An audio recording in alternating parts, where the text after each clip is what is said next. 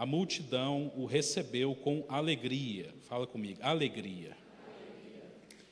Por quê? Porque todos o estavam esperando. Verso 41. Eis que veio um homem chamado Jairo, que era chefe da sinagoga, e prostrando-se aos pés de Jesus, lhe suplicou que chegasse até a sua casa. Por qual motivo? Verso 42. Porque tinha uma filha única, diga assim, filha única, de uns 12 anos, que estava à morte. Senhor, essa é a sua palavra, e nós estamos aqui com os nossos corações abertos, pedimos que o Senhor fale conosco. Nós não podemos imaginar o desespero, a angústia, a aflição que residia no coração daquele pai. E talvez nós possamos aqui entender o sentimento que o Senhor teve quando viu o seu filho se entregar naquela cruz por todos nós. Mas o fato é que, assim como esse pai se prostrou aos seus pés, essa também é a nossa vontade nessa manhã. A nossa vontade é nos entregarmos totalmente diante do Senhor, porque quando nós nos sentimos impotentes, quando as circunstâncias desse mundo se tornam tenebrosas, quando os nossos recursos financeiros de nada valem, o Senhor se levanta e se impõe diante daquilo que muitas vezes os nossos olhos insistem em nos mostrar. Que nós possamos aqui ser alimentados pela Tua Palavra e principalmente trabalhados no nosso espírito através dela, e que ela venha, meu Deus, a frutificar nos nossos corações, em nome de Jesus. O título da palavra, querida, às vezes você gosta de ter esse contexto, é uma pergunta: quanto vale a sua família? Eu pergunto para os pais da Antonella: quanto que vale a vida da pequena Antonella? O que vocês seriam capazes de dar, de entregar ou de oferecer por conta dela? E todos nós aqui como igreja precisamos refletir isso. Quanto vale? Qual é o valor de uma família? Nós estamos aqui diante de um testemunho de um pai que estava totalmente entregue ao desespero. Esse homem não era qualquer homem. A Bíblia diz que ele era o chefe da sinagoga, daquele local. Uma pessoa sabidamente influente, sabidamente culta, conhecida de toda aquela comunidade, o pastor daquela igreja. E justamente o pastor daquela igreja, o chefe daquela sinagoga, estava ali naquele momento periclitante. Mas uma notícia boa chega aos ouvidos daquele homem: Jesus estava de volta. Se você ler aqui os capítulos 7, 8, 9 do Evangelho de Lucas e os similares nos outros evangelhos, você vai constatar que é um momento muito intenso do ministério de Jesus. Muitas viagens, ele visita várias cidades, muitos milagres acontecem. Se você ler dentro do contexto do capítulo 8, ele pega um barco, atravessa, vai para uma cidade, cura um endemoniado. Mesmo assim ele é rejeitado por aquelas pessoas, ele volta, e nesse lugar ele era esperado com uma característica: a alegria. E essa alegria, infelizmente, se contrasta com o coração de um pai desesperado. Um coração de um pai que estava vendo a sua filha pequena, infante, uma criança, sucumbindo à morte. E eu, como pai, posso entender a angústia de Jairo, porque quando os nossos filhos adoecem, já é uma angústia, né, Dudu? Vez ou outra nós somos acometidos de enfermidades, mas assim, eu não sei quanto a vocês, mas comigo pode acontecer o que for, mas não encosta nos filhos da gente, não, né, querida? E às vezes gripa, pega ali um resfriado, pega ali uma crise. Agora nessa época de frio, de tempo seco, é mais comum, e os nossos corações já se enchem de angústia. Mas imagina aquele homem, estava ali vendo a sua filha sucumbir ante a morte e nada poderia fazer, era completamente impotente. Mas lá no verso 49, nós vamos pular aqui alguns versículos para economizar um pouco o tempo. Diz que falava ele ainda quando veio uma pessoa da casa do chefe da sinagoga dizendo: tua filha já está morta, não incomodes mais o mestre. Verso 50, mas Jesus, ouvindo isto, lhe disse: não temas, crê somente, e ela será salva. Tendo chegado à casa, a ninguém permitiu que entrasse com eles, senão Pedro, João e Tiago, e bem assim o pai e a mãe da menina. E todos choravam e pranteavam, repita comigo, choravam e a pranteavam. Mas Jesus lhes disse: não choreis, ela não está morta, mas dorme. Imagina a confusão na cabeça daquele pai, querido, né? No meio daquela situação, ele sai diante daquela multidão para, de repente, buscar o último recurso possível. Não há mais o que fazer. E aquele homem, ele desce da sua reputação, ele desce do seu título, ele abre mão daquela circunstância, para que ele possa estar diante de Jesus e falar assim: olha, eu vim aqui me entregar, eu preciso que o Senhor vá agora na minha casa. E no meio do caminho ele vira para aquela família, para aquela mãe, os prantos, e assim fala: olha, ela não está morta, ela está só dormindo. Imagina a tempestade emocional na cabeça daqueles pais. E no verso 23 dizem que aquelas pessoas que estavam ali em volta, o que elas fizeram? Elas riam de Jesus, porque sabiam que ela estava o quê? Morta. No verso 54 diz a Escritura que entretanto, diga assim, entretanto, ele a tomou pela mão e disse-lhe em alta voz: menina, levanta-te. Verso 55, relata que voltou-lhe o espírito, ela imediatamente se levantou e ele mandou que dessem de comer. Seus pais ficaram maravilhados. Repita comigo, maravilhados. Mas ele lhes advertiu que a ninguém contassem o que havia acontecido. Então a Bíblia nos cita que Jesus chegou ali naquela cidade, repleto de uma multidão.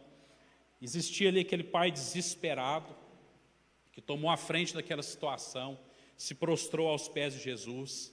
Ele consegue convencer Jesus de ir à sua casa.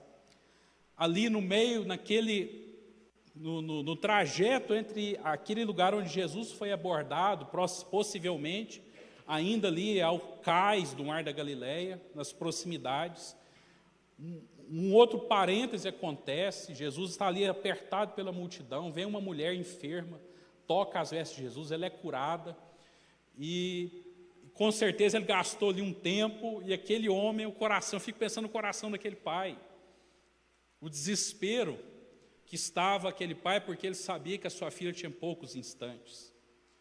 Mas Jesus para ali, atende aquela mulher, um milagre acontece na vida dela, depois você pode ler entre os versículos 43 e 48, e finalmente, quando aquela situação se resolve, e eles retomam a caminhada, vem um mensageiro do inferno. E quantas vezes isso acontece nas nossas vidas, querido?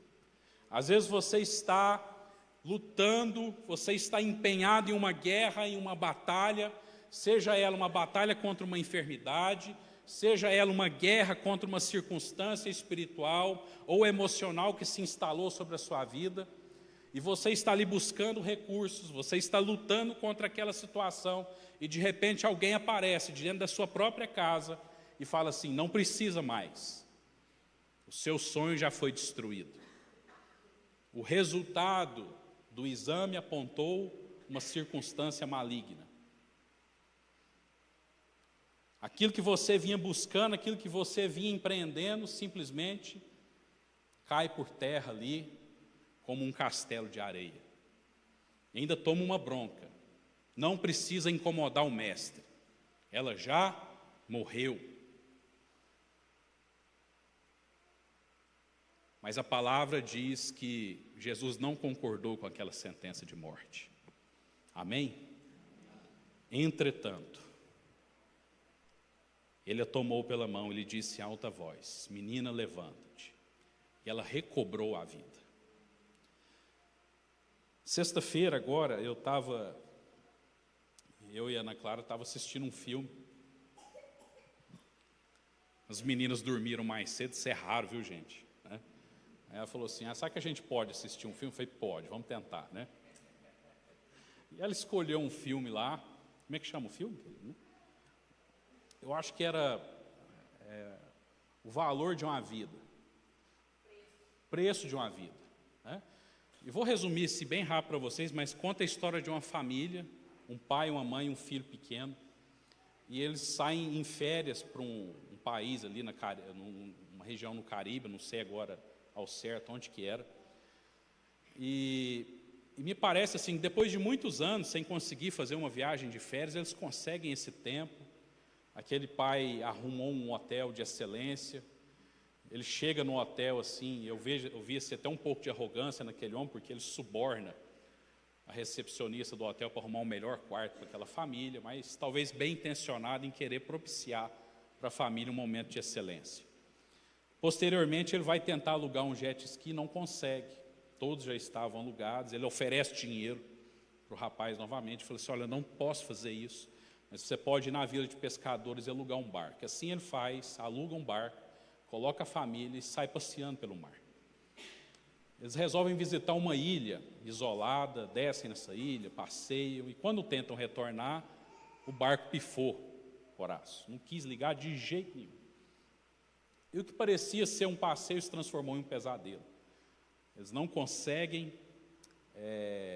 sair daquela ilha, não existia comida, não existia água potável, a mãe já começa a entrar em desespero, a criança aparentemente já tinha algum problema de saúde, eles começam a enfrentar desidratação, fome e temem sucumbir à morte. Desesperadamente voltam com esse barco para o mar, tentam remar, mas acabam parando em uma outra praia, passa um barco pesqueiro, eles fizeram um sinal para aquele barco parou, voltou, e aparentemente eles estavam salvos. Mas aquele homem que desce daquele barco, viu naquela oportunidade um mecanismo de extorquir aquela família. E ele vira para aquele pai e fala assim: olha, eu posso ajudar a sua família, eu posso levar vocês embora, porém, existe um preço a pagar. E aquela pergunta me chamou a atenção, porque aquele homem virou para aquele pai, um médico, e falou assim: quanto você está disposto a pagar para salvar a sua família? E aquele homem entra em desespero, porque eles já estavam ali no limiar das suas condições físicas, mas ele fala assim: quanto você quer? Você quer 10 mil, eu te ofereço $10.000. Aquele homem fala assim: muito pouco. Ele fala: eu te ofereço $40.000, é tudo que eu tenho, tudo que nós temos, a nossa poupança. E aquele homem fala assim: é muito pouco, eu quero $1 milhão.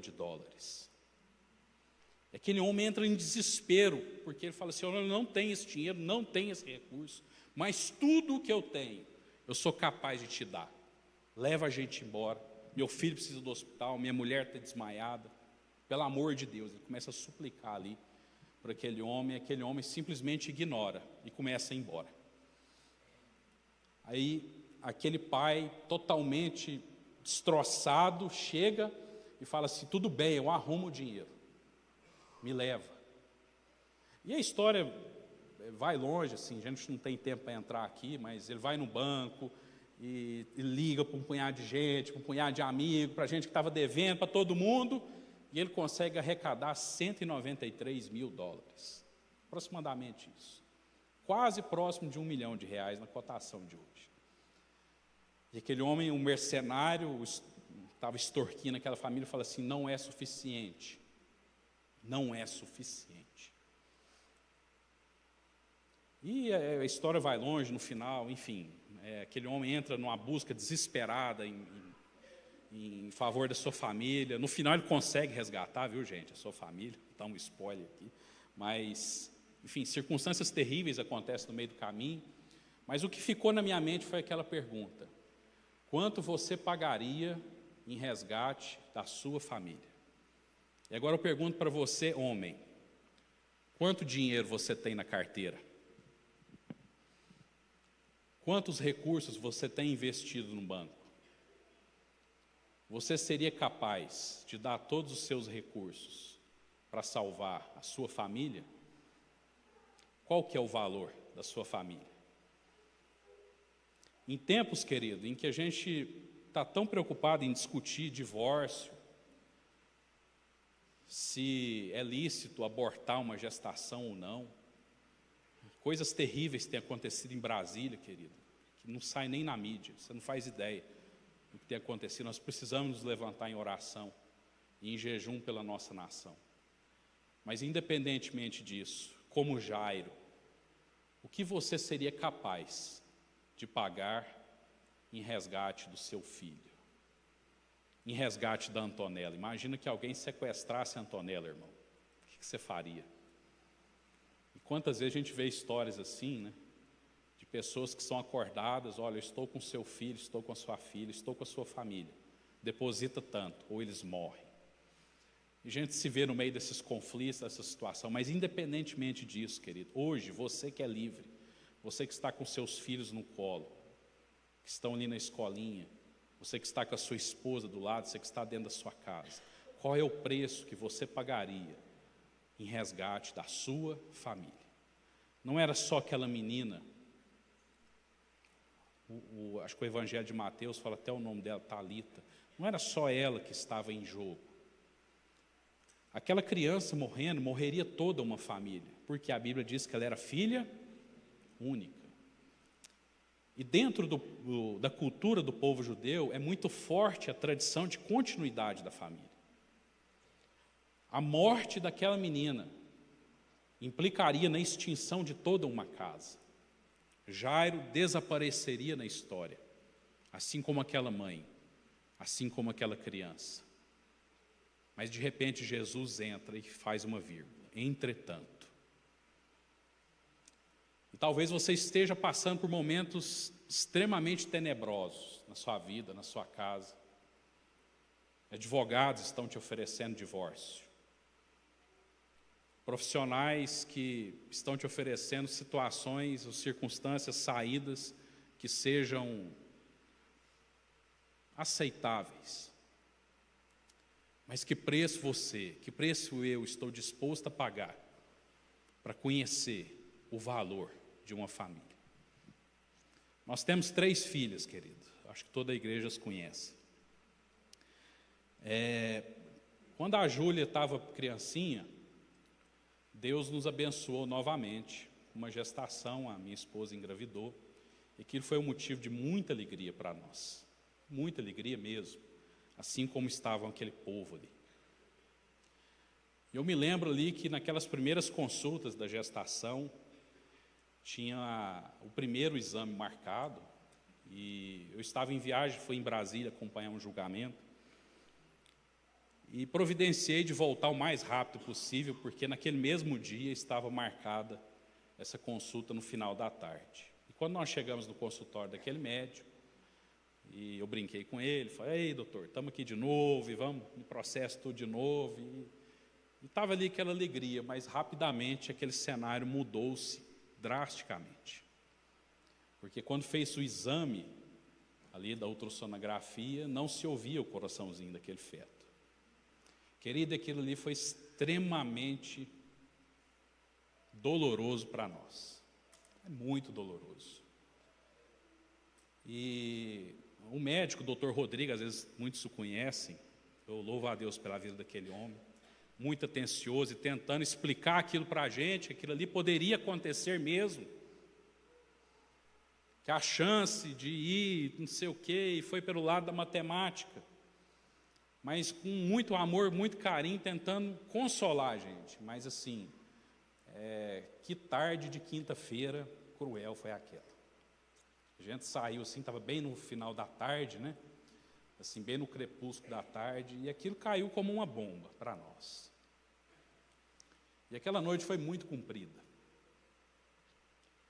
muito difícil. Eu não dormi, porque eu não conseguia assimilar aquela situação, assim. E era um embrião, mas era o nosso filho, ou era a nossa filha que estava ali, né? Aquela circunstância. Aí na madrugada o Senhor falou para mim assim: vai lá no sacerdote que lá eu vou falar com você. E eu vim aqui, nesse lugar, 6 horas da manhã.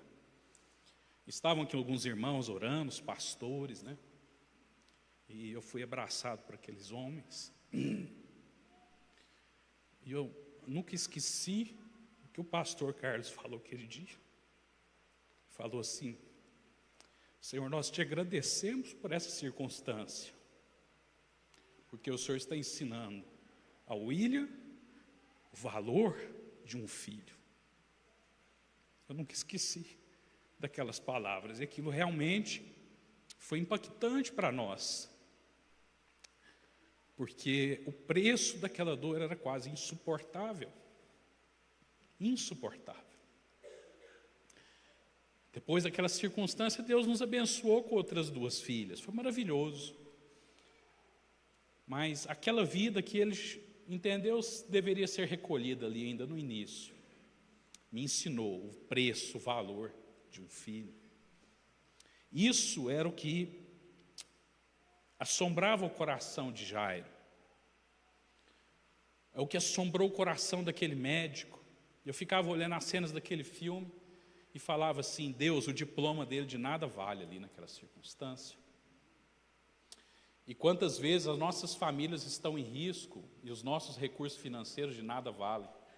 Tudo aquilo que você conseguir juntar não será suficiente para você resgatar a sua família. Quando os nossos bens não são suficientes para garantir segurança, quando as nossas posições sociais não são suficientes para nos garantir absolutamente nada, quando os nossos diplomas simplesmente são rasgados e não valem absolutamente nada, existe uma entrega que eu e você podemos fazer, que é nos prostrar aos pés de Jesus. Quando nós nos prostramos aos pés de Jesus, querido, muitas vezes para nós parece a derrota final, a entrega final. Mas é quando o entretanto entra na história. Diante daquela circunstância, Jairo poderia simplesmente ter ficado na sua casa e assistido à morte da sua filha. Não, ele vai diante daquela multidão, se entrega totalmente aos pés de Jesus. Suplica, a palavra que usa aqui, na minha tradução, ele suplicou que chegasse até a sua casa, porque ele estava em momento de morte. Morte.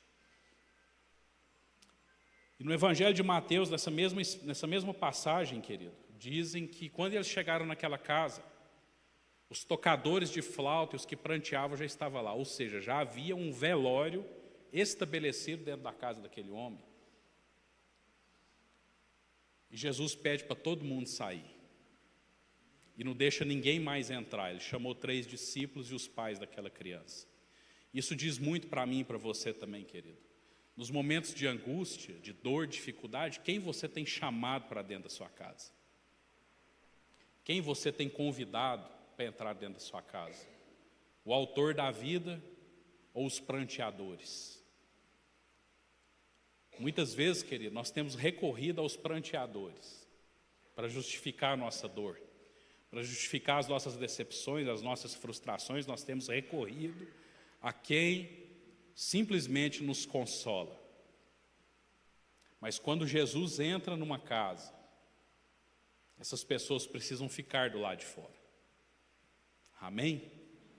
Quando Jesus entra na sua casa em favor do milagre que você busca, querido, os fofoqueiros precisam ficar do lado de fora. Os escarnecedores precisam ficar do lado de fora. A Bíblia diz que aquelas pessoas, no verso 53, estavam rindo de Jesus. Quem você tem dado credibilidade para trazer alívio para a sua casa e para a sua família, querido? Será que você tem preferido os livros de autoajuda?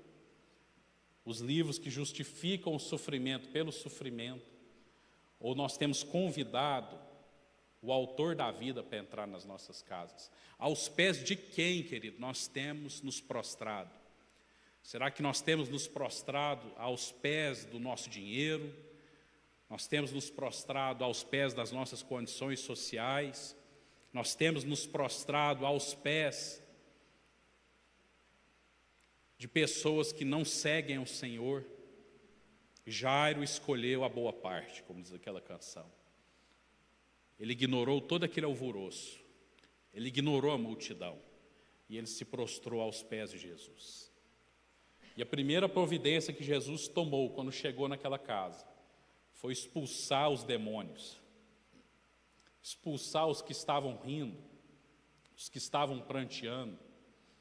Então, querido, presta muita atenção nisso. Quando você estiver num momento de dificuldade, de luta, de tribulação, de enfermidade, cuidado com os conselhos que são lançados sobre a sua vida. Enquanto Jesus falava que aquela criança dormia, muita gente estava rindo e falando que ela já estava morta. Encosta lá, está até gelada. Ela já foi embora, ela descansou dessa luta. Por que você foi lá incomodar o mestre? Mas Jesus vira para aquele pai em desespero e fala assim, lá no verso 50, não temas, crê somente, e ela será salva.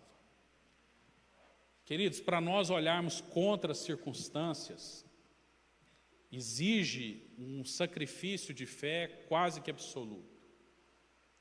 O que a razão, o que a circunstância falava não só para aquele pai, mas para todas aquelas pessoas? Que a criança estava morta. Não existia mais o que pudesse ser feito.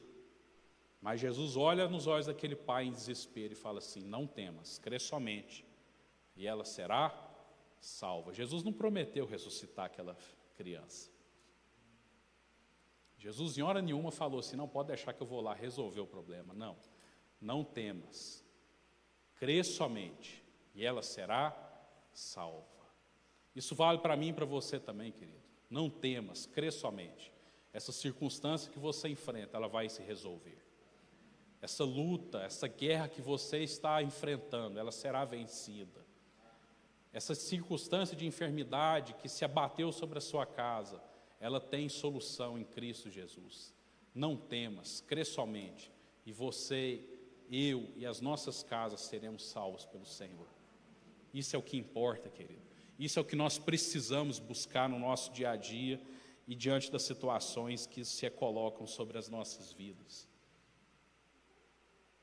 Colocaram-se para fora as pessoas que estavam apoiando aquela situação de caos.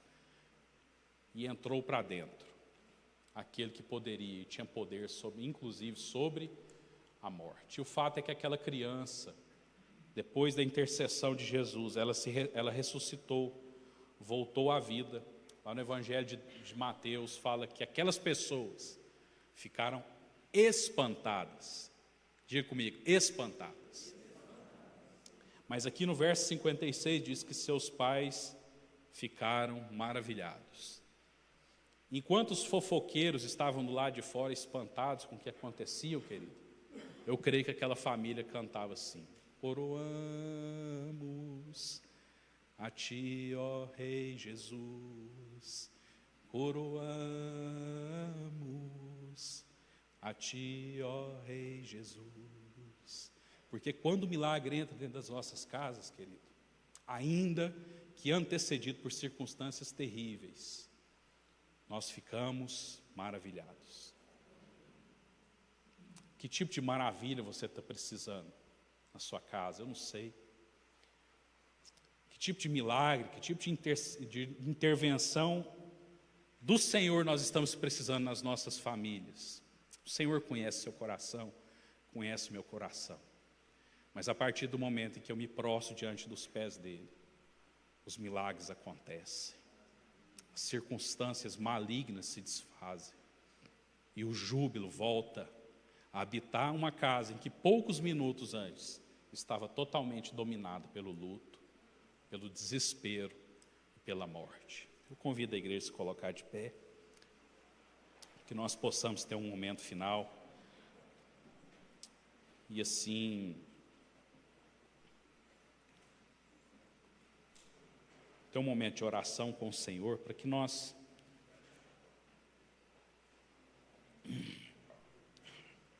possamos ser alcançados pela graça de Deus, querido. Não foi só aquela menina que ressuscitou, Jairo ressuscitou como pai naquela circunstância, aquela mãe também voltou à vida naquele instante, querida. A quantidade de lares que são desfeitos quando existe o óbito de um filho é muito grande. Eu já testemunhei isso diversas vezes. Por qualquer circunstância que o Senhor veio a permitir, aquela criança partiu, como aconteceu dentro da nossa casa. E não aconteceu só uma vez, lá em casa aconteceram 2 vezes. As 2 extremamente dolorosas. Nós poderíamos ali entrar em contenda procurando culpados. Quando os dias ruins vêm, querido, você já viu tanto de tempo que nós perdemos procurando culpados? A esposa vira para o marido: se você tivesse feito isso, isso e isso, não tinha acontecido.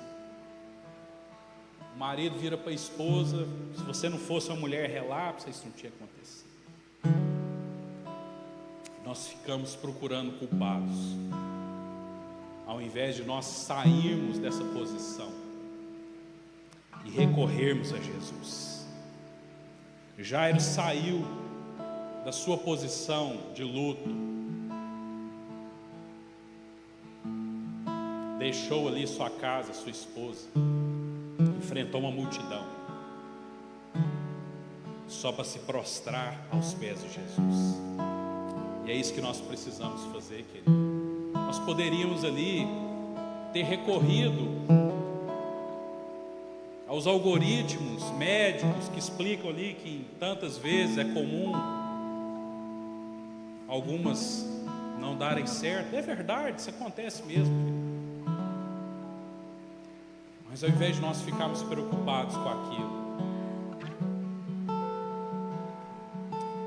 nós saímos e nos prostramos aos pés de Jesus. Sabe, querido, Deus vai mover circunstâncias durante essa semana sobre as nossas vidas. Amém? E quem sabe você pode chegar aqui na próxima semana e falar assim: olha, aconteceu um milagre maravilhoso. Isso é bênção. Mas ainda que essas circunstâncias ruins aconteçam e elas se transformem numa realidade, não desista, não temas, crê somente. O Senhor está ao nosso socorro, o Senhor está ao seu socorro. Nessa situação de desemprego, nessa situação de dificuldade financeira, nessa circunstância de enfermidade, Ele está conosco. E que nós possamos expulsar das nossas vidas aqueles que muitas vezes pregam o velório. Para que você está indo à igreja? Não vai mexer com isso não. Já era, já perdeu. Esse casamento seu aí não tem conserto mais não. Tem sim, querido. Prostrados aos pés de Jesus, nós seremos por Ele levantados. Jairo prostrou-se aos pés de Jesus, mas por ele foi levantado. E eles foram para aquela casa. Um grande milagre aconteceu. Enquanto o Ministério Carta Escrita nos abençoa com uma canção, tem esse tempo com o Senhor, para que você seja ministrado pelo Espírito Santo e possa receber no seu coração a resposta daquilo que você tem a perguntar, o alívio da angústia que tem muitas vezes abatido sobre o seu coração. O Senhor é poderoso, Ele está aqui conosco, em nome de Jesus.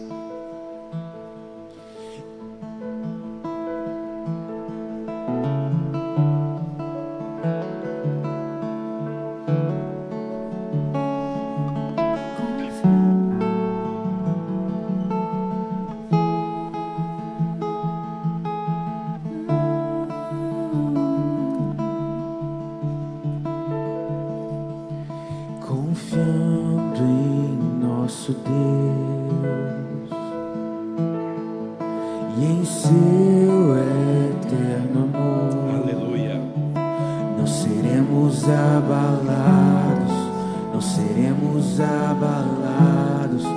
não seremos abalados.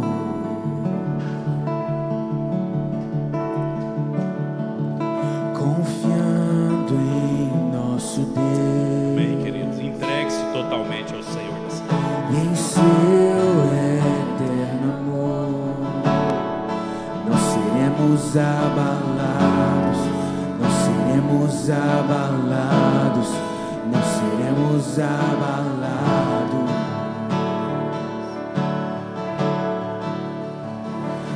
Na batalha permaneceremos em fé.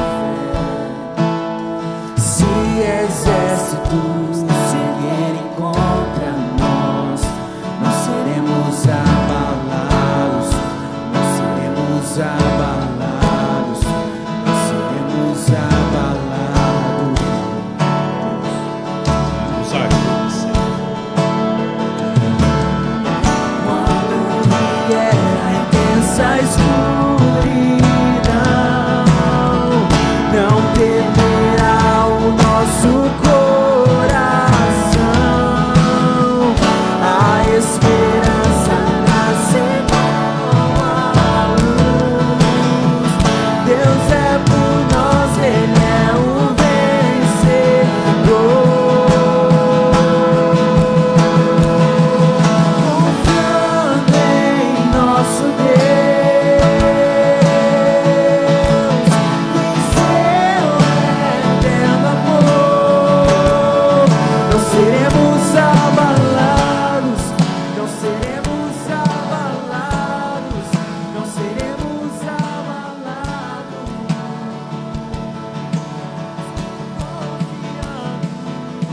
Confiando em nosso Deus,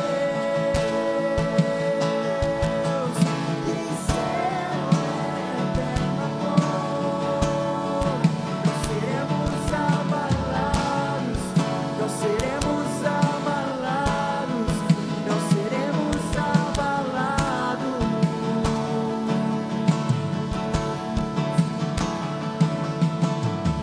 Quando vier a intensa escuridão,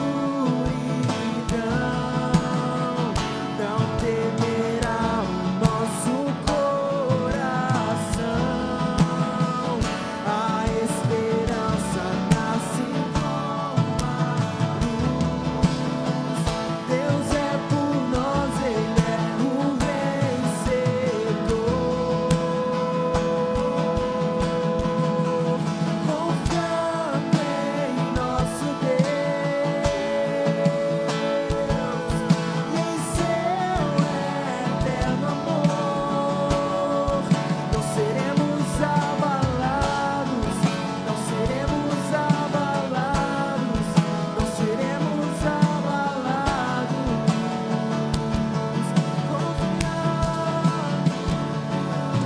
Confiando em nosso Deus, e em seu eterno amor, não seremos abalados, não seremos abalados, não seremos abalados. Aleluia. Talvez você esteja aqui nessa manhã, você já confiou em muita coisa. Você já confiou nos seus recursos financeiros, você já confiou nos livros de autoajuda, nos conselhos. Você já confiou até nas sentenças ruins. Mas aquele Jesus que operou aquele milagre na casa de Jairo, Ele está aqui nessa manhã. E nós não podemos ir embora sem antes eu te conceder a oportunidade de você conhecer esse Jesus. E talvez você ainda não conhece, você ainda não teve a oportunidade de, como Jairo, se entregar aos pés dele, se prostrar aos pés dele. Jairo era o maioral da sinagoga, mas foi quando ele se prostrou diante de Jesus que ele encontrou um milagre que ele precisava. Eu queria dar oportunidade, talvez existe alguém aqui nessa manhã que precisa, sente no seu coração, o desejo de receber Jesus como seu Senhor e Salvador. E caso exista alguém com essa intenção, com esse desejo no seu coração, peço que você levante sua mão bem alto. Se existe alguém nessa condição, aqui uma pessoa, amém, glória a Deus pela sua vida. Existe mais alguém que tem esse desejo, tem essa necessidade como Jairo de se entregar? Vem aqui, querido, vamos orar por você. Pode vir, pode trazer o Henrique. Em nome de Jesus. Existe mais alguém que queira vir? E como Jairo se entregar aos pés de Jesus, vem aqui, querido. Amém. Deus abençoe. Como é que é o nome da senhora? A Luísa. E o senhor é o Ricardo. Que bênção. Essa é uma decisão extremamente corajosa. Como Jairo foi corajoso aquele dia, de enfrentar aquela circunstância, uma multidão, e se prostrar aos pés de Jesus. Eu fiz isso quando eu tinha 16 anos de idade. Foi a melhor decisão que eu já tomei na minha vida. Mas ela vale para nós independentemente da nossa idade, da nossa circunstância, do tempo. Ele sempre está de braços abertos para nos receber.